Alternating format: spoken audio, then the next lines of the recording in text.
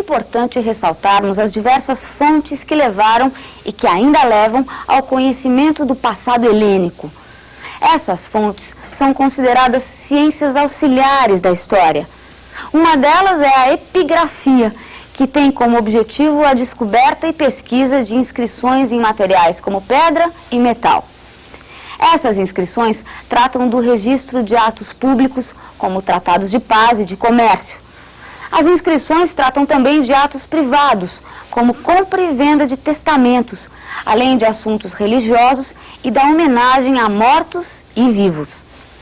Na antiguidade, historiadores como Heródoto e Tucídides se utilizaram de textos epigráficos reproduzindo-os em suas próprias obras. Salve, pessoal! Estamos retomando aqui, então, a Grécia na Antiguidade, analisando hoje com vocês o segundo período da história grega, ou seja, o chamado período arcaico. Claro que ele pode aparecer também como o terceiro item da história grega. Por quê? Porque aquele momento que a gente chamou de tempos homéricos pode ser, aliás, subdividido em duas outras partes, o chamado período pré-homérico e o período homérico. De forma geral, nós podemos simplesmente denominá-los de tempos homéricos. Daí o período arcaico começará a aparecer como o terceiro elemento ou o segundo. O que, na verdade, nos interessa dentro do período arcaico, que é um dos mais importantes da evolução da história grega antiga, é analisar com vocês aquela que é a evolução da cidade-estado. Como a gente havia anunciado para vocês, a cidade-estado é nada mais nada menos do que o país do tamanho de uma cidade. Ora, se é um país do tamanho de uma cidade, a Grécia é pontilhada de países. Teoricamente, nós deveríamos analisar cada uma dessas cidades-estados para poder entendê-las em cada uma das suas especificidades, das suas características. É óbvio que nós iríamos gastar o ano inteiro e não teríamos visto nem metade das coisas que deveríamos analisar. Daí, a importância daquele dado que a gente tinha trabalhado a aula passada com vocês. Lembram? A Grécia tem 80% de montanhas, planícies pequenas de terra pouco fértil, comunicação interna difícil. Como a maior parte da Grécia apresenta esse mesmo tipo de condição, claro que nós então podemos daí tirar um certo tipo de raciocínio. As cidades tendo o mesmo tipo de condição para se desenvolver, vão sair não iguais, mas pelo menos vão ter um desenvolvimento parecido. Daí então nós vamos adotar uma cidade como sendo modelo do desenvolvimento da polis grega, ou seja, a cidade de Atenas. O que pode comprovar para nós Atenas enquanto modelo? Claro que o aparecimento de uma exceção, e essa exceção será exatamente a cidade de Esparta. Então, em primeiro lugar, vamos dar uma olhadinha aonde fica a cidade de Atenas na Grécia Antiga. Me acompanhe aqui no mapa e você vai perceber exatamente onde ela se localiza. Olha só. Atenas está colocada exatamente no dedão dessa mão espalmada que é a Grécia, olha lá. Nesse dedão aqui, ó, a chamada região da Ática. Atenas é uma cidade que se localiza na Ática, é uma cidade de origem jônica e que está localizada exatamente numa região igualzinha a todas essas que nós temos mencionado aí para vocês. Aqui você pode apreciar a Acrópole ateniense. A Acrópole é essa que mostra que a cidade começa a nascer em função de problemas defensivos. Geralmente a colocação aí de um templo num lugar alto para vigiar os arredores dessa mesma cidade. Assim, nós podemos, de cara, começar a perceber com vocês o seguinte. Quais seriam as características da cidade de Atenas? Que elementos Atenas apresentaria, então, como seus dados básicos? É exatamente esse o problema que nós vamos começar a apresentar para vocês a partir de agora. Como seria a economia ateniense? Você lembra? Planície pequena, terra pouco fértil. Tudo que o indivíduo planta ali jamais vai ser suficiente para sustentar a população. Daí a importância do comércio marítimo. Então Atenas vai apresentar o comércio marítimo como sendo um elemento vital para a sua sobrevivência. Fundamental, inclusive, o porto de Pireu, que é o porto que abastece a cidade de Atenas. Ora, se a economia tem por base o comércio marítimo, nós estamos falando de uma economia móvel, mobiliária, moeda circulando, etc. A sociedade, portanto, vai ter grandes possibilidades de fluidez, de elasticidade. E daí nós mencionarmos uma sociedade dinâmica. Ora, tem um ponto na história que é relativamente fácil de você compreender. Vê se você concorda comigo. Quem tem o poder econômico geralmente também tem o poder político. Ótimo. Se você concorda com esse tipo de assertiva, pensa no seguinte: se a economia é monetária, se existe, portanto, uma sociedade elástica com possibilidade de mutação, qual é a forma de governo que viabiliza a sucessão dos grupos economicamente ricos no poder? É essa mesmo que você está pensando, a célebre democracia. A democracia da qual a gente tanto ouve falar e pouco conhece. Vejam bem, a democracia é uma forma de governo que vai viabilizar, portanto, a mudança dos grupos economicamente ricos no poder sem que isso afete a estrutura social, sem que isso afete a estrutura política. Então, olha só, quais são as principais características da cidade de Atenas? Veja bem, uma economia comercial marítima. Eles não gostam de comércio, mas são obrigados a praticá-lo em função das condições geográficas. A sociedade dinâmica, tá? Sociedade que, portanto, possui uma elasticidade e uma política que vai acabar resultando numa fórmula democrática, numa fórmula de democracia. Assim sendo, um dos primeiros dados que nós precisamos pensar é o seguinte: se Atenas tem todo esse conjunto de coisas, será que o comércio efetivamente era importante? Acompanhe aqui com a gente um dos mostruários do comércio ateniense. Por exemplo, esta ânfora ática que você vê aqui na nossa tela. Um dos exemplos mais belos do comércio aí da cidade de Atenas, que trazia as mercadorias, o azeite, o vinho, e toda ela produzida artesanalmente. O comércio, apesar de ser extremamente mal visto, ele é praticado e vai ter uma importância muito grande na evolução política de Atenas. Nós dissemos, então, comércio marítimo, sociedade dinâmica, política democrática. Só que a política democrática, é óbvio, será a resultante de toda uma evolução. E como se faz essa evolução? Quais são as fórmulas de governo que Atenas vai conhecer durante o tempo de sua existência?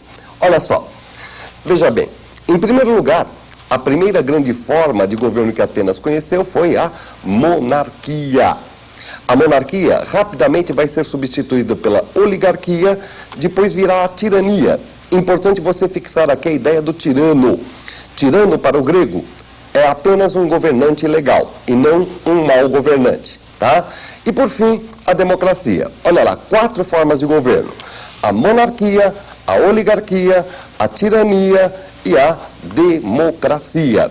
Durante a época oligárquica, você vai ter a nomeação de legisladores, um de nome Drácon, outro de nome Solon.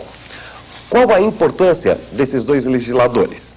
O Drácon é o indivíduo que vai codificar as leis atenienses, tá? Vai fazer uma legislação muito severa, leis muito severas, tanto que até hoje, quando você quer falar que uma lei é muito dura, você diz que ela é draconiana. O Solon, por seu turno, é um indivíduo que sabia que para fazer reformas ele precisava da população. Portanto, antes de fazer qualquer outra coisa, o Solon vai estabelecer a igualdade de todos perante a lei em Atenas. Vai abolir a escravidão por dívida e vai elaborar uma reforma censitária, dividindo o poder em Atenas de acordo com a renda do cidadão. Só que a renda considerada pelo Solon é a renda agrária e não a renda monetária. Daí o governo dele acabar não resultando num ponto muito comum para os atenienses, gerando uma revolta que promove então o aparecimento da tirania. E dentre os tiranos, o último deles, de nome Clístenes, é exatamente aquele que elabora o modelo democrático. É ele que vai estabelecer a democracia grega. Olha só quais são as características dessa democracia. Nós temos, em primeiro lugar, a participação direta. Em segundo lugar, o fato dela ser apenas para os cidadãos. Quais são os dados básicos, então? Participação direta, quer dizer, então o indivíduo vai participar de forma clara, aberta nos órgãos dessa democracia, mas aqui está uma limitação. Ela é apenas para os cidadãos. E muita gente vai olhar e vai dizer assim, mas pera lá, isso não está certo? É claro que está. Eu não gostaria, por exemplo, que o Clinton viesse para o Brasil ontem e amanhã já estivesse votando se ele queria parlamentarismo, presidencialismo ou votando mesmo para presidente da República. Mas veja, 10 anos depois o Clinton pode adquirir cidadania brasileira. O resultado disso é que ele pode se transformar num cidadão. Em Atenas, isso era inviável. Se você é um meteco, quer dizer, um estrangeiro, não há como você se transformar num cidadão. Ah, mas eu conheci uma menininha ateniense linda, me casei com ela, tal, etc. Não adianta nada, o teu filho vai ser estrangeiro, vai ser meteco. Se você é um ateniense e se casa com uma mulher estrangeira, o teu filho também é estrangeiro, o teu filho também é um meteco. Segundo, a mulher em Atenas e a mulher na maior parte das cidades gregas não é considerada um ser pensante. Resultado, ela deve ficar no gineceu, ela deve ficar trancadinha no seu quarto, dá muito pouco palpite, não falar praticamente nada. A letra do Chico Buarque de Holanda, Mulheres de Atenas, descreve isso maravilhosamente bem. Portanto, a mulher também não participa da democracia. Terceiro, essa democracia será apenas uma democracia fundada na mão de obra escrava. Você tem, então, alguns limites a esse modelo democrático. A não participação da mulher, você tem a impossibilidade dos metecos entrarem e você tem o fato dela ser estruturada sobre a mão de obra escrava. Mesmo assim, querendo evitar a tirania, de novo, querendo evitar que aquele governo dos indivíduos fora da lei voltasse, o Clístenes bolou um outro elemento. Este outro elemento chama-se ostracismo. O que é o ostracismo? Você vê aqui na tela com a gente, olha só. O ostracismo é uma forma de exílio político. Todo indivíduo que for considerado perigoso para a democracia ateniense cai dentro de uma votação da Eclésia, a Assembleia Popular da cidade de Atenas, onde o indivíduo é simplesmente julgado por essa Assembleia. Se ele for considerado perigoso, ele está exilado da cidade por 10 anos. Mas é importante frisar que ele é exilado, mas ele não perde nenhum dos seus bens dentro da cidade.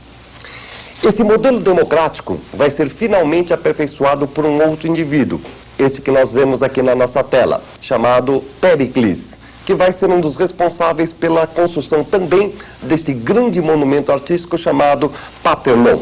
Parthenon, que é da época de Péricles, que é do século deste indivíduo fantástico, que vai levar a cultura grega, um momento de grande evolução da cultura grega, ao maior esplendor e ao grande dado também da democracia. É ele que aperfeiçoa a democracia com uma reforma chamada de mistoforia. E o que é mistoforia? Muita gente acha que mistoforia é euforia depois de comer um misto, aquela coisa toda. Não é bem por aí, gente. Mistoforia é o pagamento feito aos deputados dos órgãos atenienses. E nessa hora vai ter muita gente que vai virar e vai dizer assim pra gente: pô, mas pagar deputado é avanço democrático? É assim, gente, naquela época era, porque tinha cidadão pobre e que trabalhava politicamente em Atenas. Só que quando ele era escolhido, ele não recebia salário nenhum e era obrigado a trabalhar o dia inteiro. Quer dizer, então o pobre não participava. Com a mistoforia, ele passa a participar, tá? Então a aula que vem, a gente mostra a exceção das cidades gregas, Esparta.